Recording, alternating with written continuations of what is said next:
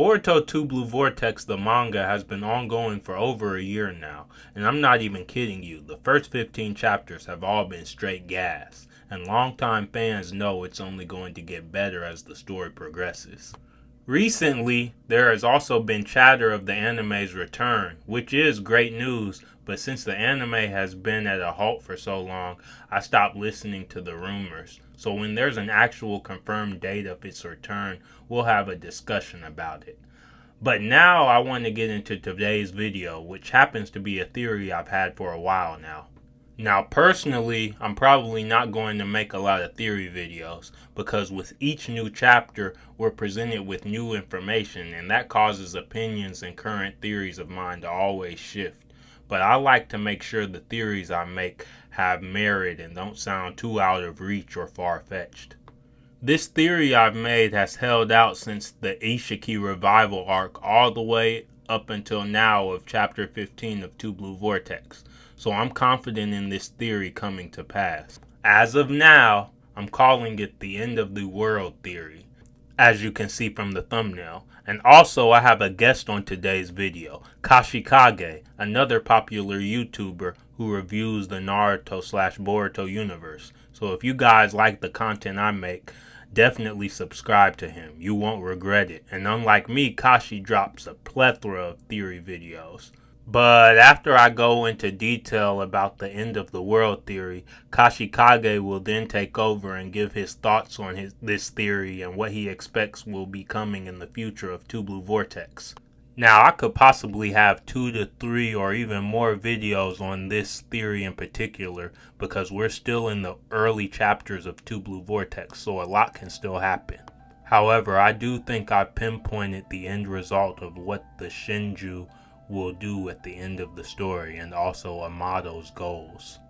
I'd like you all to thoroughly analyze my end of the world theory, and once I'm done explaining it, I want to hear your analysis based on my assumptions of my current theory. Isshiki Otsutsuki will return in Boruto Two Blue Vortex. Isshiki Shinju has now become sentient due to Code's claw marks and from Boruto's judgment, Code's white karma seal as well. Jura has taken on Jigen's and Isshiki's mannerisms and habits. Jura also possesses tomoi on his abdomen like Isshiki possessed. However, it seems that Jura only has 4 or 6 tomoi rather than Isshiki's 8 tomoi. This is a clarification that Jura has not surpassed Isshiki in power due to the difference in the number of tomoi. Upon just glancing, we can conclude that Jura, while Jura's strength is definitely beyond 6 pass, he still retains 6 pass clairvoyance regarding his visual prowess. But Isshiki displays 8 pass sensitivity with his Kokugan eye and the full 8 tomoi on his abdomen. Keep in mind, this is only the Isshiki we know of that was revived through Jigen. Isshiki was not at full power. Not including Shibai, Isshiki Otsutsuki still remains the strongest force in the verse thus far. Jura, while not having a prototype and being the incarnation of the Ten Tails itself, had a symbiosis with Isshiki Otsutsuki and through extension Jigen because Isshiki was inside of Jigen. And because Jura was initially Isshiki's Ten Tails, it makes sense that Jura took on Isshiki and Jigen's appearance.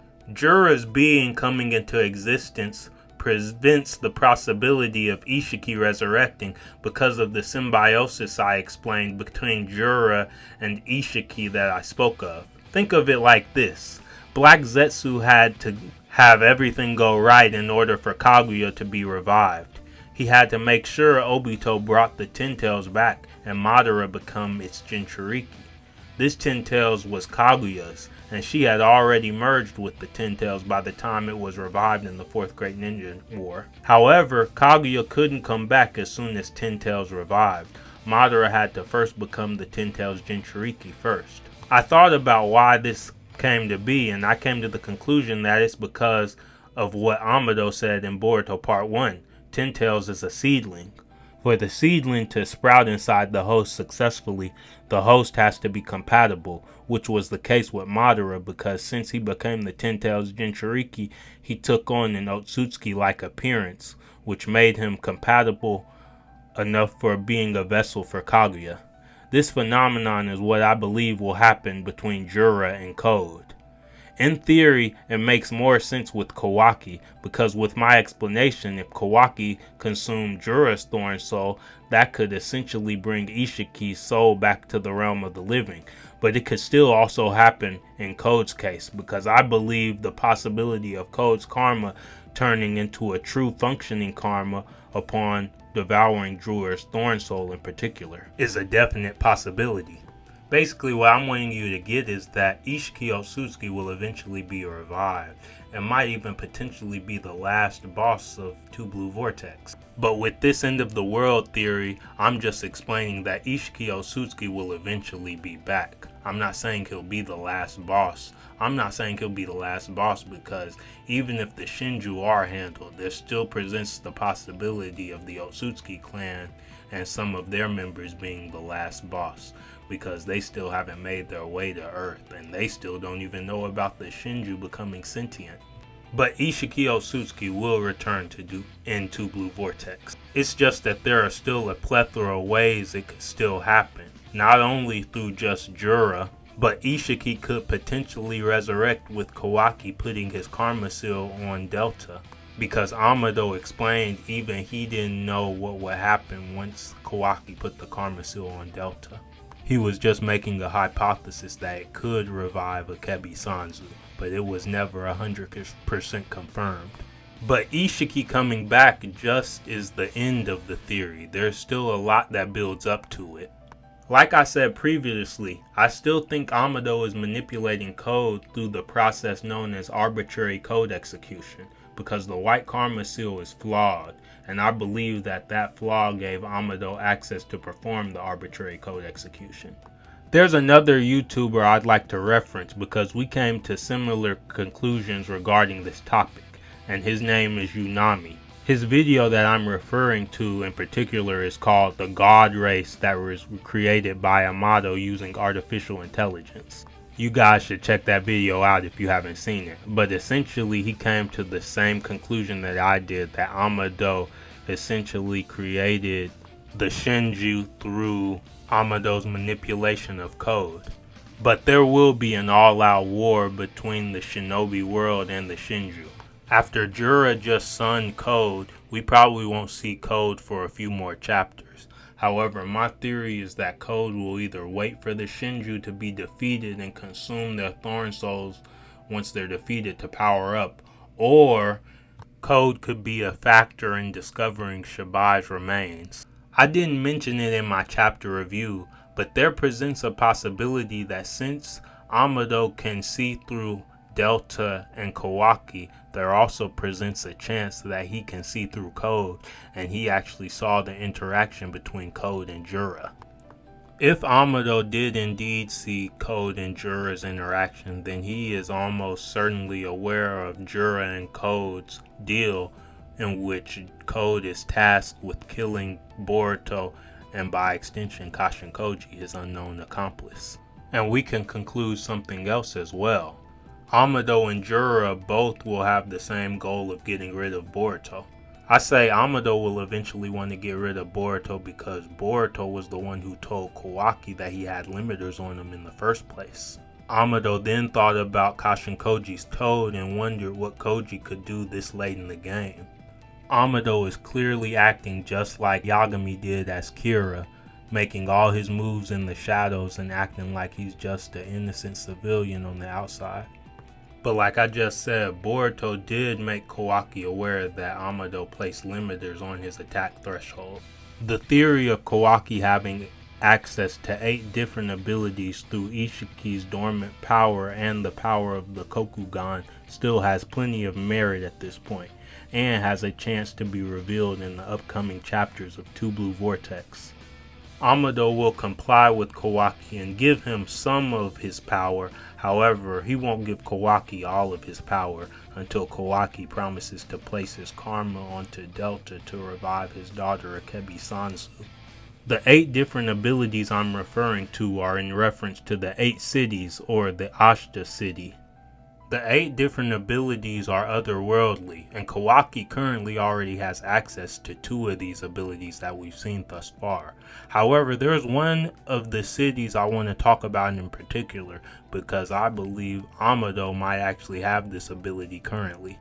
The city I'm referring to is called Vastva, and it's the ability to control the minds of others.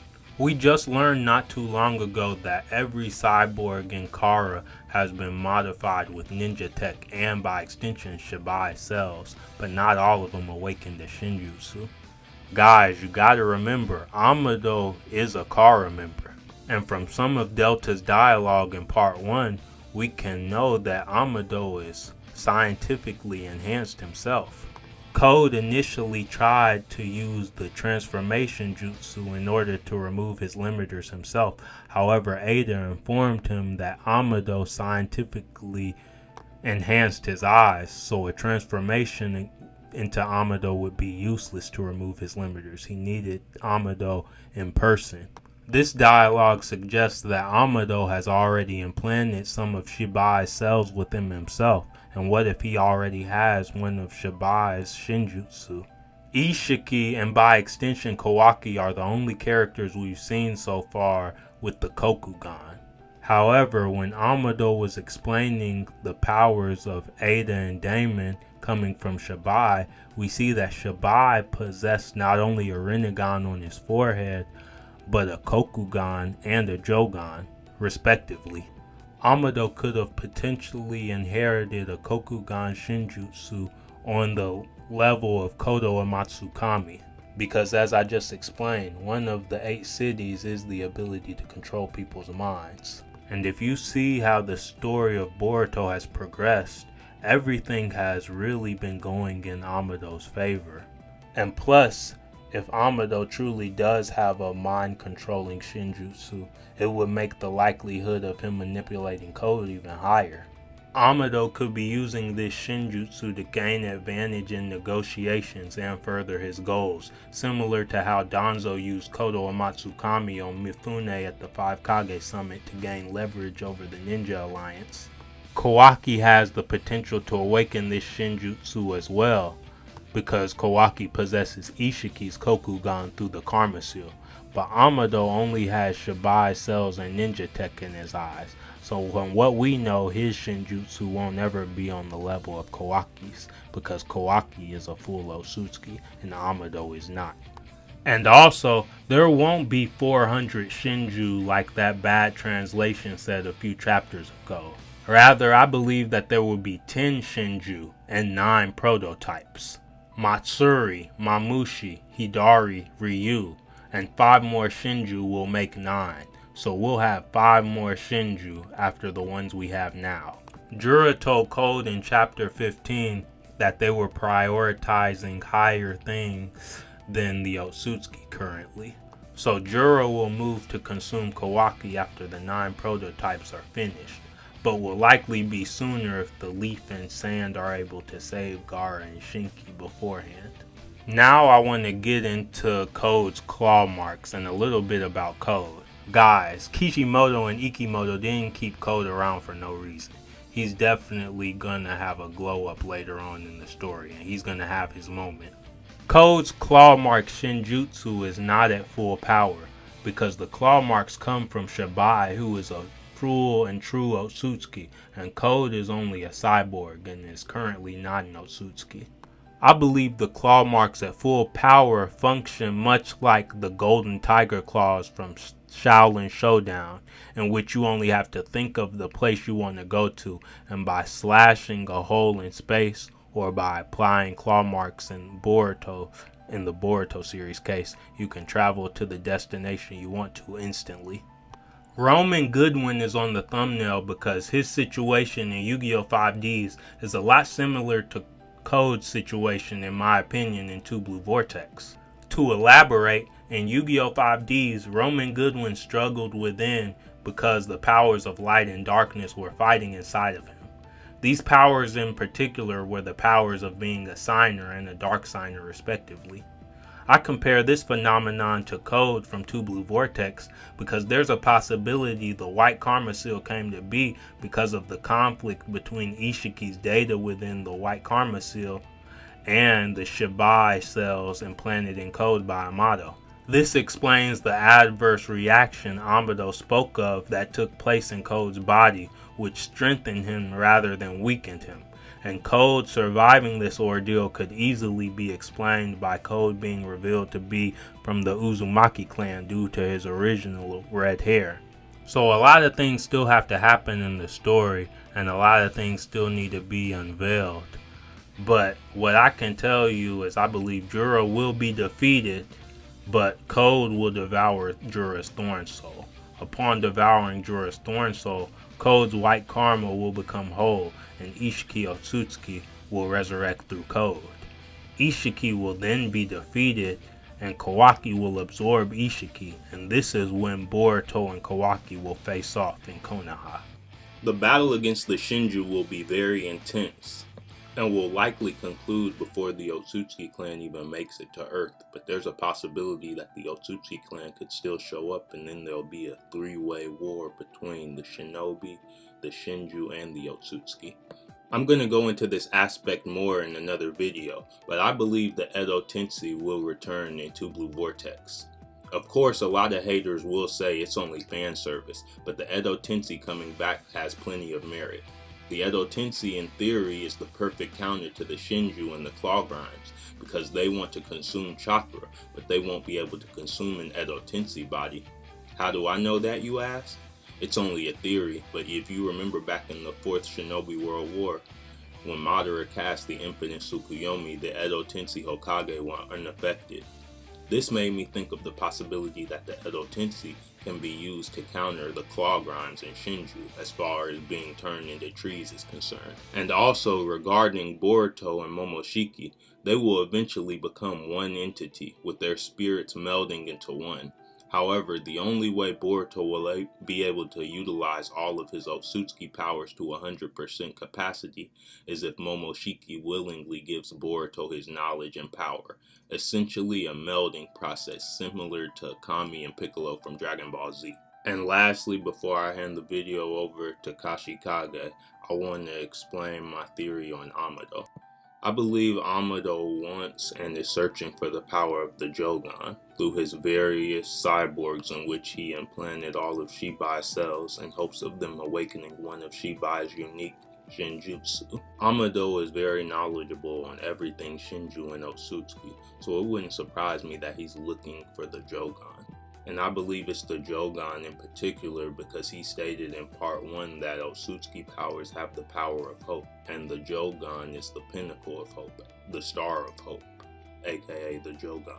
But thanks for listening to my thoughts. Now I'm gonna pass the video over to Kashy Kage. Hey guys, Kashi here. First of all, thanks to Ghost for having me on the video today. It's always inspiring to collaborate with people with similar level of passion. So as for my take on the end of the world theory, we will need to dive deep into the interconnected moves of various characters, with some of them being pawns, some being the chess masters, and some changing the entire chess board. The two leading players of the game are Amado and Momoshiki, since their strategic moves are cooking something big for the future of the story. Amado is trying his best to manipulate Kawaki in using his karma to revive Akebi. He went as far as modifying his body with surveillance cams, which means everything that Kawaki has seen throughout his life is known to the scientist as well. He has even modified him with a shutdown code that he could use during some emergency. But here is how things take an interesting turn. Back when Amado turned off Delta, Kashy Kage raised concern about a similar shutdown code existing within his body as well. This was further proven in chapter 14 of Two Blue Vortex when Boruto refused to reveal Koji as the informer. They must be aware of the shutdown code that Amado could use to turn him off. Therefore, to ensure his safety, Boruto is not letting him get directly involved with anyone. Now, even though Amado already suspects Kashy Kage to be the one helping Boruto, although he doesn't seem to have any idea about his Shinjutsu awakening, the point here is not about whether Koji would get turned off or not, rather the fact that he could also have a shutdown code within him. The reason it's an important detail is because because every member of Kara has a Roman number tattooed on their face. Delta is number 1, Koji comes on number 2, Boro number 3, Jigen 4, Victor 5, Code is 6, and Kawaki is number 9. It could be that these numerals signify the order in which all of them were modified. So if Delta, who was the very first cyborg, has a shutdown code installed, and Kawaki, who was for some reasons placed at number 9, also has an emergency code implanted, there is a very good amount of chance that all the other Kara cyborgs have it too. This means Koji's assumption was indeed correct. But what's even mind-blowing is that code must have been modified with the shutdown code as well. Now this is where things take a mind-blowing turn. Amado chose to unlock the limiters of code when he clearly had an option to shut him down. This is not normal at all. He clearly schemes to be scheming something big, with every character acting as a pawn to his main goal. We know he has modified Delta and Kawaki with surveillance scams, but what if the same is the case with Code too? The reason I think so is because when Code met the spirit of Isshiki, Amado could be seen mumbling something to himself, and if the arbitrary code execution theory is correct, then it's very likely for the spirit of Isshiki to be a hologram that Amado made Code witness. So first he brought him on a mission to take revenge, and then he decided to not shut him down given the chance. We know the destiny of Code has been reduced to getting used by others, and even his name Code has some significance to his role. He acted as the code to not just the Shinjus, but Aida and Daemon too. By this we can conclude he's a vital piece in Amado's game, which deals with activating new chess pieces. Some more things that make it obvious for Amado to scheme something all along include Aida being romantically interested in the person who is needed the most by the scientist. None of it seems as a coincidence, and it's pretty much clear that Amado is pulling the strings from behind. I can count the sneaky moves of the scientist all day, but the question still remains, what type of future is he projecting for everyone? Assuming he awakened the Shinjus who are targeting specific people as a part of their instinct, alongside limiting Kawaki's power so that he doesn't get too broken, there must be something in that karma seal that he needs to awaken at all costs. Well, this brings us to the missing Otsutsukis and how the revival of Akebi could be a decoy to the most unexpected plot twist of the story. We know the duo of Isshiki and Kaguya composed of one male and other female Otsutsuki. Kaguya was sealed by her son, so she manifested her will into Black Zetsu, who then planned for centuries to revive her. So what if the tale of Shibai Otsutsuki and his partner is a retelling of Kaguya and Ishiki's story, with Amado acting as the Zetsu and the daughter's body being a sacrifice to revive the partner of Shibai Otsutsuki? We know Delta was termed as the first clone by Amado, and Jigen was number 4. This means Amado created Kashin, Koji and Boro before meeting Jigen. So what I think is that the scientist was experimenting with the cells of Shibai even before meeting Jigen, and his purpose to do all that could have been to revive the partner of Shibai, who is the equivalent of Kaguya in the story. She must have been sealed by Shibai for the better, but somehow Amado must have been fascinated with her, and his quest to revive the Otsutsuki goddess made him obtain the remains of Shibai Otsutsuki. He then came up with a narrative to fool Jigen and Konoha, but the mastermind behind all of this was the Otsutsuki goddess, who wants to get resurrected within the body of Akebi. So the endgame could be the wielder of Shibai's powers, Boruto and Kawaki, fighting his long-lost partner, who will be brought back by Amado. If this theory comes true, it would explain why Akebi being a female was important for the plot progression. It's the will of a sealed Otsutsuki goddess, who now wants to return to the mortal world for some hidden reasons. Maybe she had a disagreement with Shibai, which made him show her the wrath of an Otsutsuki god. Anyway, it's just a theory that I think could trigger the end of the world in Boruto. If you like this one and want to see more of these, do check out my channel for more such content. Also subscribe to this channel, as Ghost is also cooking some really good stuff lately.